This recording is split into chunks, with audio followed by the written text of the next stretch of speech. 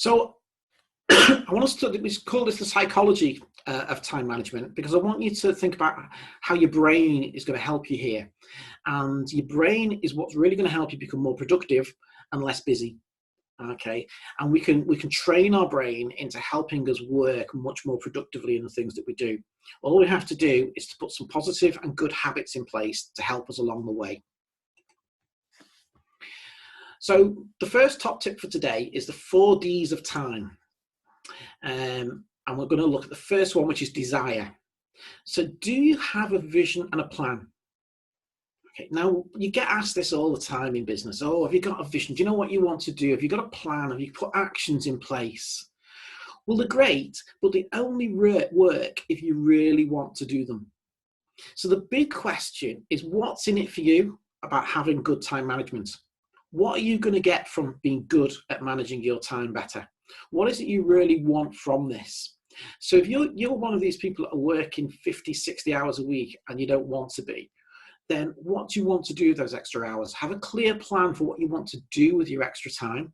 How do you want to spend it differently? And again, when I'm talking to a lot of my coaching clients who are self-employed, they went self-employed because they wanted more time to spend with friends and family. But now they suddenly find they're doing less time with friends and family because they're spending so much time on work. So if it's about friends and family that you want to spend more time with, make a plan of what you want to do with that time with them. How do you want to spend it? But get into your brain, what's in it for me? You've got to know what it is and have that strong desire to do it and to have it. And the reason we do this to our brain is because of something called Gestalt. And our brain doesn't know the difference between fact and fiction. So we can cheat our brain in some ways into making things happen.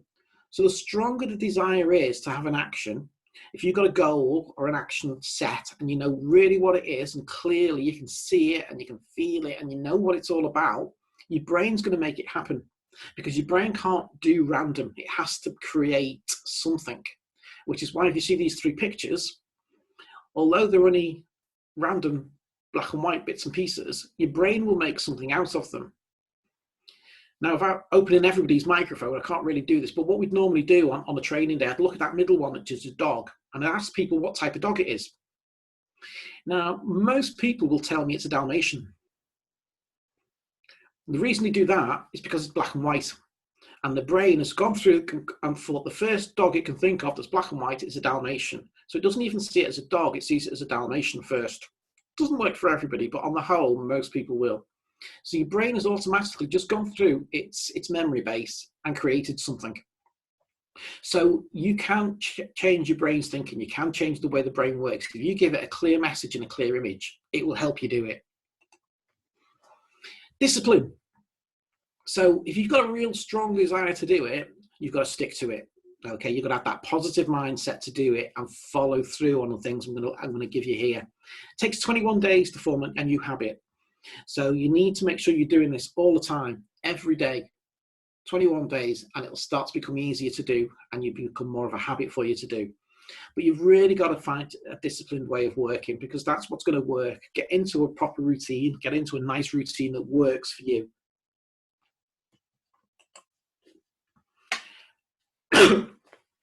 Why do I say discipline? Because most of us find ourselves spending time in different ways that we really, really shouldn't. Social media is terrible. It's one of those mines of time. It just steals time off you before you know it. If you look at this, 34% of us are going on social media for 1 or 2 hours a day during the working day. Now, if you're working 7 or 8 hours a day and 2 hours are spent on social media, if you can get rid of that, if you can get rid of that time wasting, then you can get yourself down to a 5-hour day. And that's what I do. If I'm working from home, I can do my work within a 5-hour day now, because I just cut out all the rubbish. I just focus on the things that need doing, get them done, break, get the next ones done, break, but I don't get myself distracted. So I don't just pop onto Facebook or LinkedIn to have a quick look. I have set times when I do those things, and I just stick to those times. And it's the same with emails. Every time an email comes in, I don't go and look at it. Okay, I look at my emails first thing in the morning, lunchtime, and last thing before I finish for the day. That way I'm not getting distracted by things. If something's really, really urgent, Somebody will find a way to get hold of you, don't worry. But if you're just dipping into your emails all the time, they reckon it takes about 35 minutes to get back on track to what you were doing before you were disturbed by something. So if you're looking at 2 or 3 emails every hour, you're never getting back on track with what you were doing. So keep yourself focused and disciplined on what you're doing. One thing at a time, get it done, move on to the next. If you want to spend time on social media, have your social media time. If you want to have a look on your emails, have your email time, but stick to it. Andy, just a quick question from me. When Yep. you're talking about these social media, are you talking about personal social media or work related? Well, you have to decide what you think is work related and what is personal. So if it's work related, it's probably part of your marketing strategy, or if you're working on social media, it depends how you're using it. If it's part of your marketing strategy, if it's part of your working day, then you need to set how many hours you think you should be working on it. What often we find is people start doing that, but then something else pops up and they just have a quick look at that, which leads to having a quick look at this, which means having a quick look at that, and then it becomes into personal before you know where you are. So again, it's just being about disciplined on what you're doing with it. If you think it's part of your working day, great, but make sure it is. Make sure it's productive and not just busy stuff that you're doing. Does that make sense? Yeah, brilliant. Thank you. Excellent. So on average, we spend about 20 hours a week reading and sending emails. That's an awful lot of time. And again, have a think about how you do that and how many emails you're sending and reading. Is it a productive use of your time? That's the question you've got to ask yourself. If it is, brilliant, get on with it. If it isn't, how can you make it more productive? Will have just set times of looking at it help you? Do you need to send emails? Would phoning someone be quicker? Would a quick Zoom conversation be quicker than 10 emails bouncing back between you? Have a think about the way that you're doing your work and have a think about what works best and what's going to be more productive for you.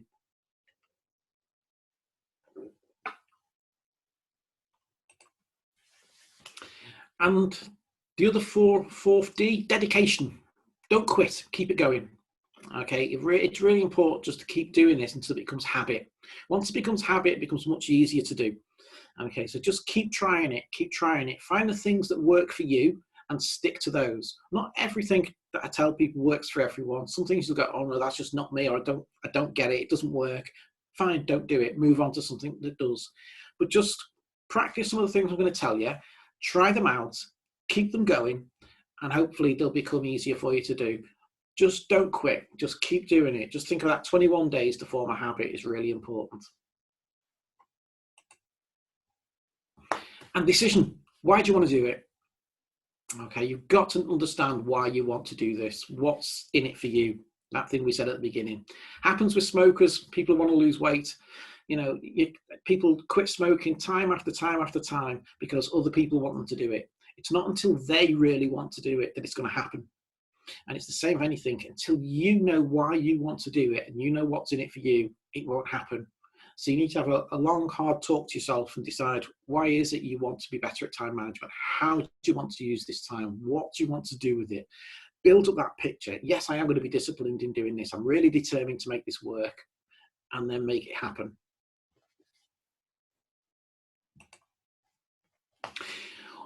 One of the things you find about a lot of very successful people is they follow what we call the golden hour. Now, most of the books will tell you should do this first thing in the morning. So this is the thing to do at 6 o'clock or 7 o'clock when nobody else is around and you've got perfect time to yourself.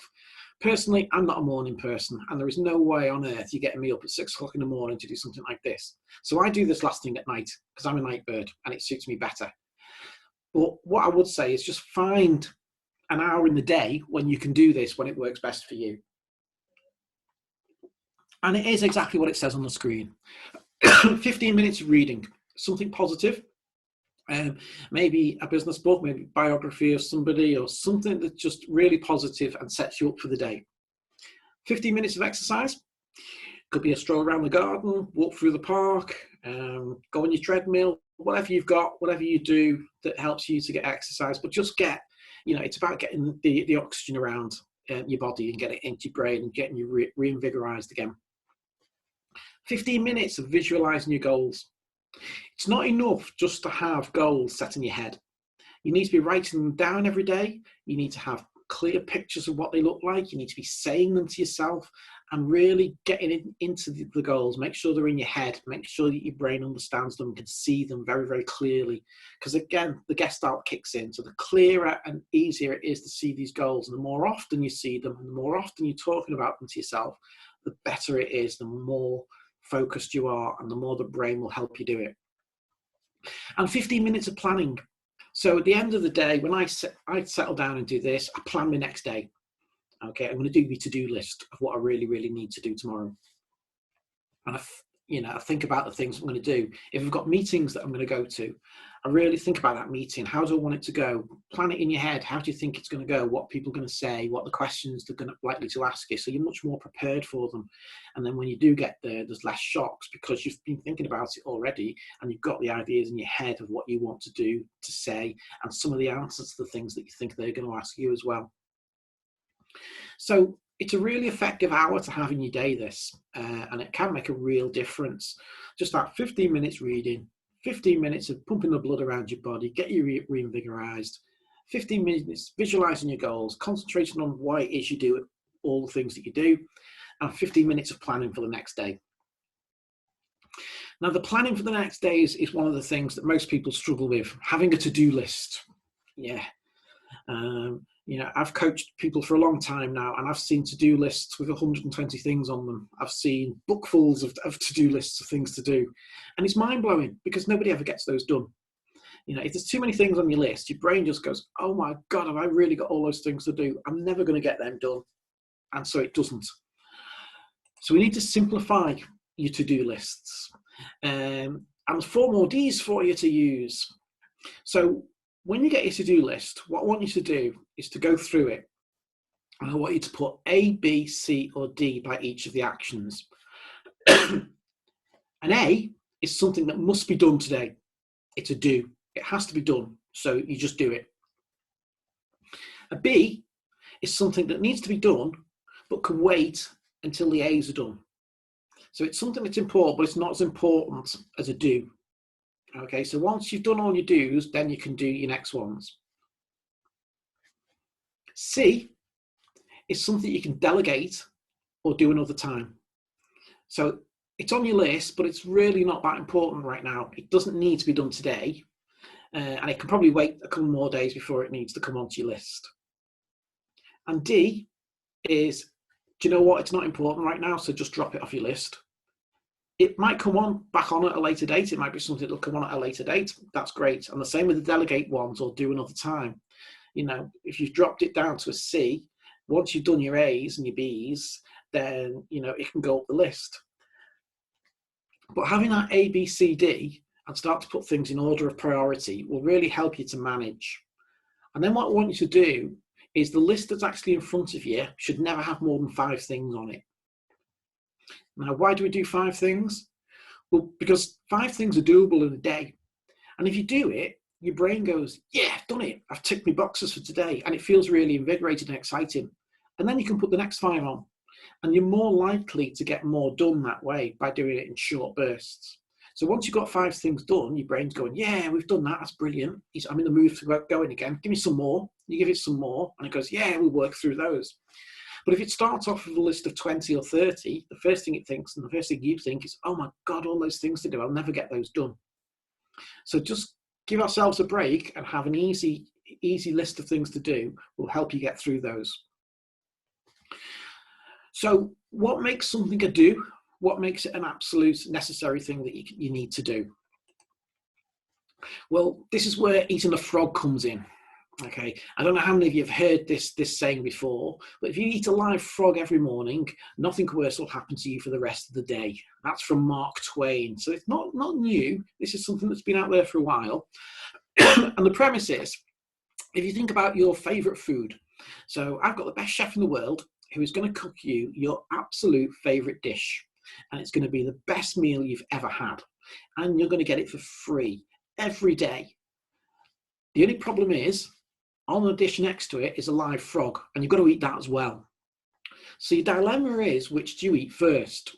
Do you eat the lovely meal or do you eat the frog?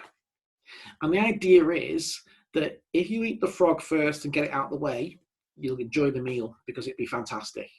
If you eat the meal first, the frog's always sat there at the side of you looking at you going, ribbit, and you think, oh my God, I've got to eat that next. Oh my God, I've got to eat that next. And you don't enjoy the meal as much. So what I'm trying to say is get things done that you don't like. If there's something you really, really don't like doing and it's on your to-do list, get it done first, get it out of the way, and your day will become much more productive after that. So for me, it's getting to that part of that week of the month at the moment when I need to do my accounts. I hate doing my accounts. It's my nemesis. I just hate figures and they're boring and I don't like sitting down doing them. But I know I've got to do them. So Monday morning in my diary has got accounts in big red letters and it's the first thing that I will do. Get it done, get it out of the way, and then I'm going to have a great week because I know that it's out of the way and it's done. If I leave it and it's on my to-do list all week, I'm going to be dreading it all week and it's going to be there in the background and it's going to keep me down and it's going to make me fed up and all those things in my brain will be going, I've still got my accounts to do. So get it done and out of the way. So again, think about those things that really you don't like doing, that are always a burden, that are always on your list. Get them done first. Eat your frog and have a great day. Okay, and I advise people to buy a frog, get yourself a cuddly frog or a little frog to sit on your desk to remind you of it. And you'll see it each day and you'll think, yeah, okay, got to do my frog first. Get it out of the way. Things will become much more productive. And lastly, quickly, is I want you to think about the 80-20 principle. 20% of your input and time, resources and effort accounts for 80% of your outputs. That means that 20% of your customers give you 80% of your profits. Do you know who your 20% customers are and do you concentrate on them? Because they're your money earners. And what people often find is they're spending too much time with the 80% that are only giving them 20% of their profits. So I want you to think about who are the big people who give you your money and concentrate on them as well. So that's it from me really. If you want to be good at managing your time, all you need to really do is work on it, want to do it, believe in it, and stick to it. Try your golden hour. Stick to 5 things on your to-do list if you can. And think about this. If you want to earn £1,000 a week, do £1,000 a week work. If you want to earn £100 a week, do £100 a week work. So think about the jobs that you're actually doing and the practical things that you do each day. Do they fit with the type of money that you want to be earning? If you want to know any more on any of these, there's my details. I'd be really happy to have a chat with you all individually. If you just want to have a quick phone call or something, just let me know. We can set a time up or something and I can talk through your individual details and see how that works. There's going to be loads more lunch and learns, I think. So, keep in touch with the university and Emily and the team and get yourself involved in as many of these as possible. And if you can do me a favor, if you have enjoyed today, then if you could do a quick post on LinkedIn to say how great it was or how much you've enjoyed it or what you found about it, even do me a recommendation on LinkedIn, that would be fantastic and a brilliant help for me as well.